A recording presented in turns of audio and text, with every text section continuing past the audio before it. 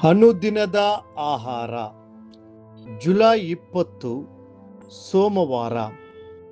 ನಿನ್ನ ತಂದೆ ತಾಯಿಯನ್ನು ಸನ್ಮಾನಿಸಿರಿ. ವಿಮೋಚನಾ ಕಾಂಡ 20ನೇ ಅಧ್ಯಾಯ 12ನೇ ವಚನ. ನಿನ್ನ ತಂದೆ ತಾಯಿಗಳನ್ನು ಸನ್ಮಾನಿಸಬೇಕು. ಹೀಗೆ ಸನ್ಮಾನಿಸಿದರೆ ನಿನ್ನ ದೇವರಾದ ಯೆಹೋವನು ನಿನಗೆ ಅನುಗ್ರಹಿಸುವ ದೇಶದಲ್ಲಿ ನೀನು ಬಹುಕಾಲ ಇರುವೆ.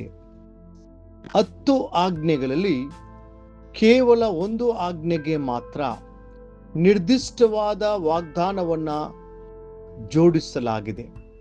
ನಿಮ್ಮ ತಂದೆ ತಾಯಿಯರನ್ನು ನೀವು ಸನ್ಮಾನಿಸಿದರೆ ನಿಮ್ಮ ಆಯುಷ್ಯು ಹೆಚ್ಚಾಗುವುದು ಎಂದು ಕರ್ತನು ಘೋಷಿಸುತ್ತಾನೆ.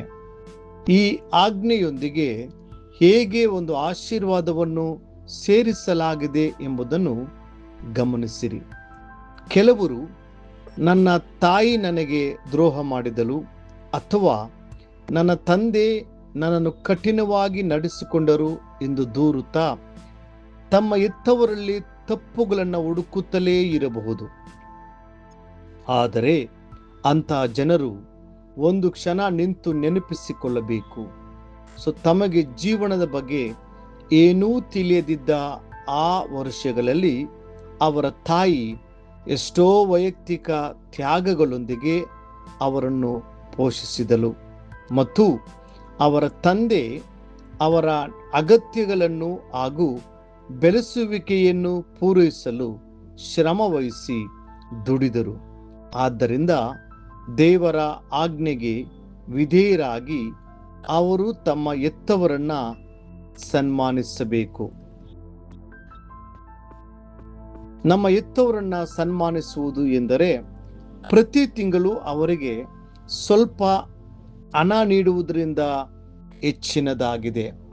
ಅದರ ಅರ್ಥ ಅವರೊಂದಿಗೆ ಪ್ರೀತಿಯಿಂದ ಮಾತನಾಡುವುದು, ಮಮತೆಯಿಂದ ಅವರನ್ನು ಆರೈಕೆ ಮಾಡುವುದು ಮತ್ತು ಅವರಿಗಾಗಿ ಸಮಯವನ್ನು ಮೀಸಲಿಡುವುದು. ನಿಮ್ಮ ವೃದ್ಧಾಪ್ಯದಲ್ಲಿ ನಿಮ್ಮ ಮಕ್ಕಳು ನಿಮ್ಮನ್ನು ನೋಡಿಕೊಳ್ಳಬೇಕೆಂದು ನೀವು ಬಯಸುವುದಾದರೆ ನಿಮ್ಮ ಸ್ವಂತ ಹೆತ್ತವರಿಗೆ ನೀವು ಅದನ್ನೇ ಮಾಡಬೇಕಲ್ಲವೇ? ಮಗನೇ, ನಿನ್ನ ತಂದೆಯ ಉಪದೇಶವನ್ನು ಕೇಳು, ನಿನ್ನ ತಾಯಿಯ ಬೋಧನೆಯನ್ನು ತೊರೆಯಬೇಡ. ಅವು ನಿನ್ನ ತಲೆಗೆ ಅಂದವಾದ ಕಿರೀಟ, ಕೊರಳಿಗೆ ಹಾರ. ಜ್ಞಾನೋಕ್ತಿಗಳು 1ನೇ ಅಧ್ಯಾಯ 8 ಮತ್ತು 9 ವಚನಗಳು. ಇಂದು ಅನೇಕ ಯುವಜನರು ತಮ್ಮ ಸ್ವಂತ ಇಚ್ಛೆ ಹಾಗೂ ಭಾವನೆಗಳ ಪ್ರಕಾರ ಜೀವನದ ಸಂಗಾತಿಯನ್ನು ಆರಿಸಿಕೊಳ್ಳುತ್ತಾರೆ, ಆದರೆ ನಂತರ ಕಷ್ಟಗಳನ್ನು ಎದುರಿಸುತ್ತಾರೆ. ಅವರು ಹೆಚ್ಚಾಗಿ ತಮ್ಮ ಹೆತ್ತವರ ಆಲೋಚನೆಯನ್ನು ನಿರ್ಲಕ್ಷಿಸುತ್ತಾರೆ, ಆದರೆ ತಮ್ಮ ಮಕ್ಕಳ ಬಗ್ಗೆ ಪ್ರಾಮಾಣಿಕ ಕಾಳಜಿಯುಳ್ಳ ಹೆತ್ತವರಿಗೆ ಅವರ ಭವಿಷ್ಯತ್ತಿನ ಬಗ್ಗೆ ಒಂದು ದೃಷ್ಟಿಕೋನ ಮತ್ತು ಕಳಕಳಿ ಇದ್ದೇ ಇರುತ್ತದೆ. ಆದ್ದರಿಂದ ಅವರ ಹೃದಯವನ್ನು ಗಾಯಗೊಳಿಸುವ ಅಥವಾ ಅವರ ಪ್ರೀತಿಯ ಬಂಧನವನ್ನು ಮುರಿಯುವ ರೀತಿಯಲ್ಲಿ ಆತುರದಿಂದ ಎಂದಿಗೂ ವರ್ತಿಸಬೇಡಿರಿ. ಈಸಾಕನನ್ನು ಗಮನಿಸಿರಿ. 40 ವರ್ಷ ವಯಸ್ಸಾಗಿದ್ದರೂ ಅವನು ತನ್ನ ತಂದೆ ತನಗಾಗಿ ಯೋಗ್ಯಲಾದ ಹೆಂಡತಿಯನ್ನು ಹುಡುಕುವವರೆಗೂ ತಾಳ್ಮೆಯಿಂದ ಕಾಯ್ದನು. ಕರ್ತನ ಪರಿಪೂರ್ಣ ಸಮಯದಲ್ಲಿ ದೇವರು ತಾನೇ ಈಸಾಕನಿಗೆ ಅತ್ಯುತ್ತಮವಾದ ಸಂಗಾತಿಯನ್ನು ಒದಗಿಸಿದನು. ದಾವೀದನ ಮಗನಾದ ಅಬ್ಷಾಲೋಮನನ್ನು ನೋಡಿರಿ. ಮಹತ್ವಾಕಾಂಕ್ಷೆ ಮತ್ತು ರಾಜನಾಗಬೇಕೆಂಬ ಹಂಬಲದಿಂದ ಅವನು ತನ್ನ ತಂದೆಯ ವಿರುದ್ಧವೇ ದಂಗೆ ಎದ್ದನು. ಅವನು ದಾವೀದನನ್ನು ಬೆನ್ನಟ್ಟಿದನು. ಅವನ ಸಿಂಹಾಸನವನ್ನು ವಶಪಡಿಸಿಕೊಳ್ಳಲು ಯತ್ನಿಸಿದನು ಮತ್ತು ಕರ್ತನ ದೃಷ್ಟಿಯಲ್ಲಿ ದ್ರೋಹವಾದ ಕಾರ್ಯಗಳನ್ನು ಮಾಡಿದನು. ಅಂತಿಮವಾಗಿ ಅಬ್ಷಾಲೋಮನು ಒಂದು ಮರದ ಕೊಂಬೆಗಳ ಮಧ್ಯೆ ಜೀವಂತವಾಗಿ ನೇತಾಡುವಂತಾಯಿತು.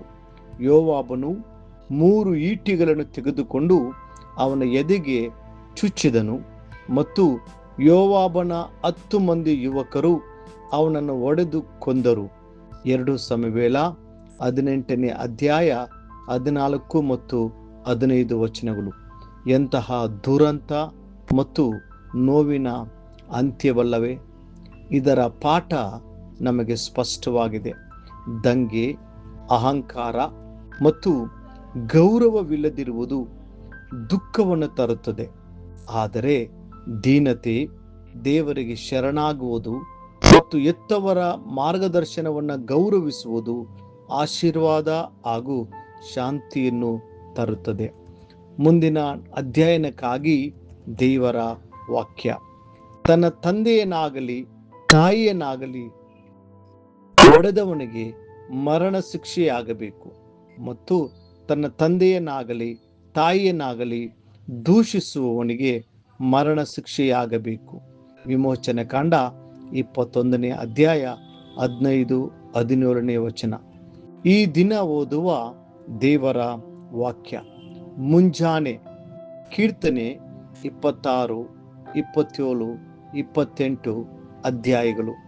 ಸಂಜೆ ಅಪೊಸ್ತಲರ ಕೃತ್ಯಗಳು 22ನೇ ಅಧ್ಯಾಯ. ಕರ್ತನು ನಿಮ್ಮನ್ನು ಕಾಪಾಡಿ ನಡೆಸಲಿ.